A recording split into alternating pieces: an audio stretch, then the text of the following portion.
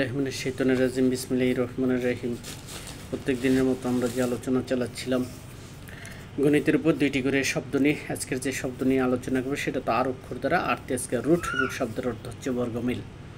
তো বর্গমূল আমরা জানি, বর্গমূল কোনো একটা সংখ্যার উপর যদি রুট বা বর্গমূল করি তার সংক্ষিপ্ত রূপ পাওয়া যায়। আবার ওই সংখ্যা দিয়েই ওই সংখ্যা যদি দুইটা যোগ গুণ করি তাহলে বর্গমূল সংখ্যা দিয়ে আমরা করেছি সেই সংখ্যাটাও পাওয়া যায়। তাহলে মাঝখানের সমান সমান চিহ্ন থাকে। তো যাই হোক, ওটা আমরা একটু বলার চেষ্টা করছি। তারপর আরতে যে শব্দটি আমরা বলবো সেটা হচ্ছে রিমাইন্ডার শব্দের অর্থ হচ্ছে ভাগশেষ।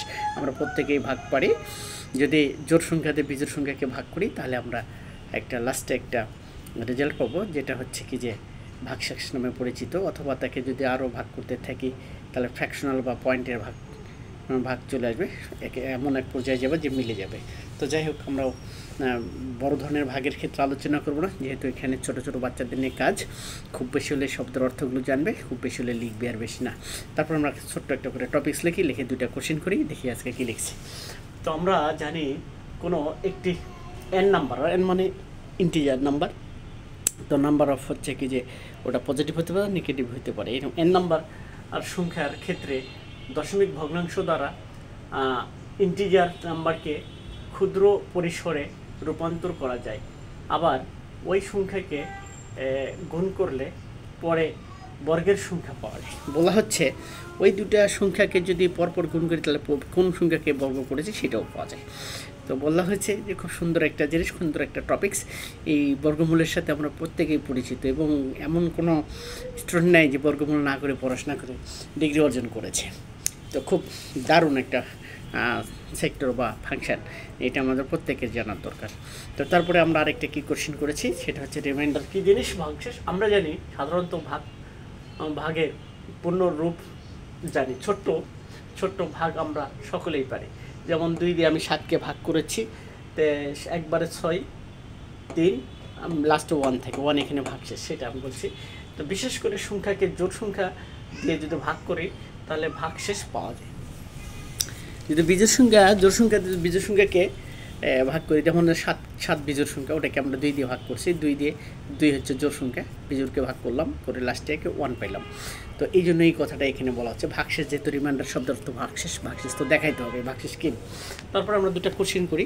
কোশ্চেন দুটো তো আমরা প্রত্যেকবারই আমরা করতাম, আমরা জানি যে কীভাবে কোশ্চেন করি। কোশ্চেনগুলো এমন হবে যেন বুঝতে পারা যায়, বুঝতে পারলে কোশ্চেন কর্তা যে কোশ্চেন করলো, উত্তরদাতা সেই উত্তরটা সহজে দিতে পারবে।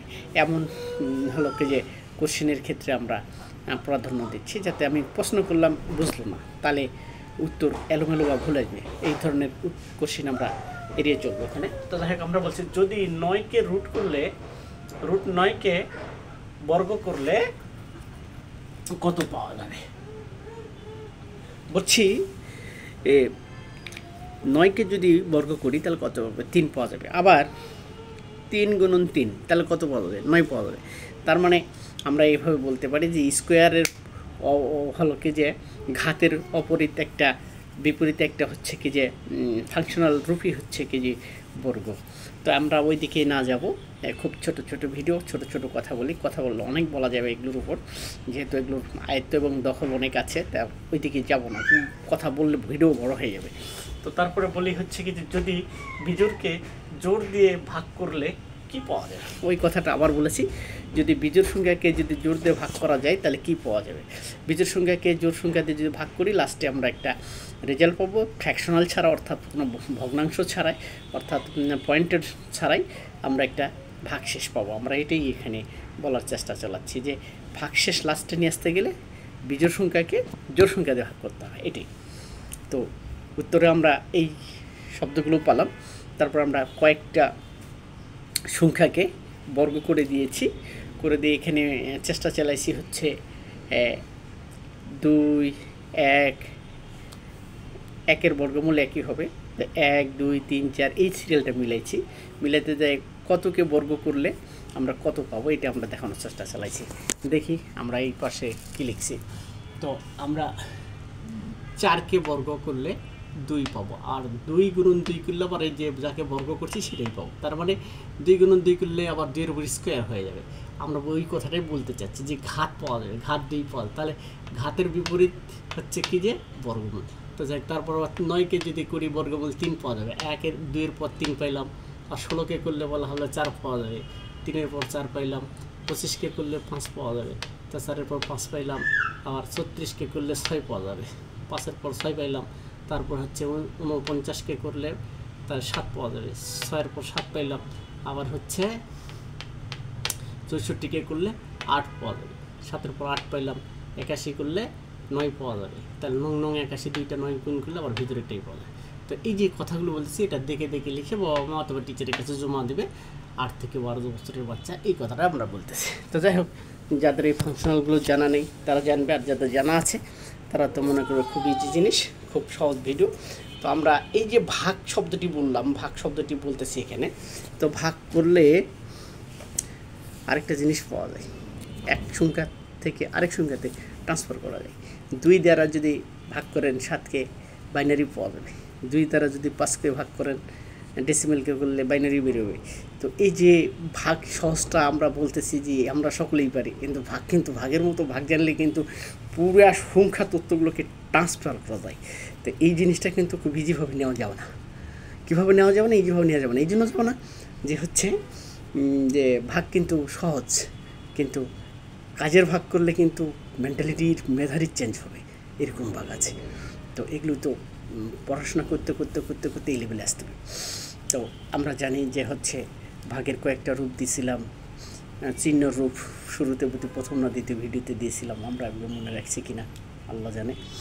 তো আমরা ভিডিওগুলো দেখলে বলা গণিতেও আমরা অনেক শক্তিশালী ও ভিত অর্জন করতে পারবো।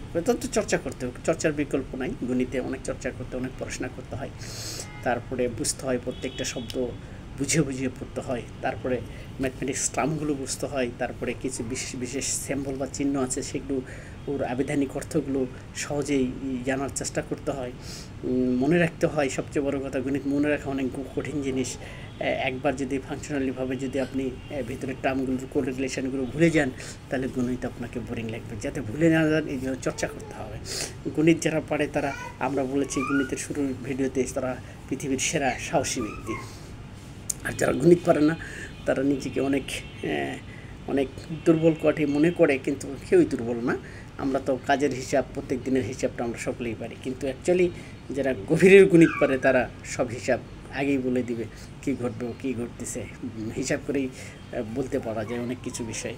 তো আচ্ছা, আমরা সকলে যদি গণিত চর্চা করি, নিজের ডেভেলপ হবে, সমাজের ডেভেলপ হবে, গণিতের ডেভেলপ হবে, তারপর হচ্ছে বিজ্ঞানেরও ডেভেলপ হবে। যে গণিত ভালো বোঝে সে বিজ্ঞানও ভালো বুঝবে। তো আজ এই পর্যন্তই কথা বলছি, পরবর্তী ভিডিওতে আবার কথা হবে ইনশাল্লাহ, শিক্ষামূলক ভিডিও। সকলেই ভালো থাকবেন, আল্লাহ হাফেজ।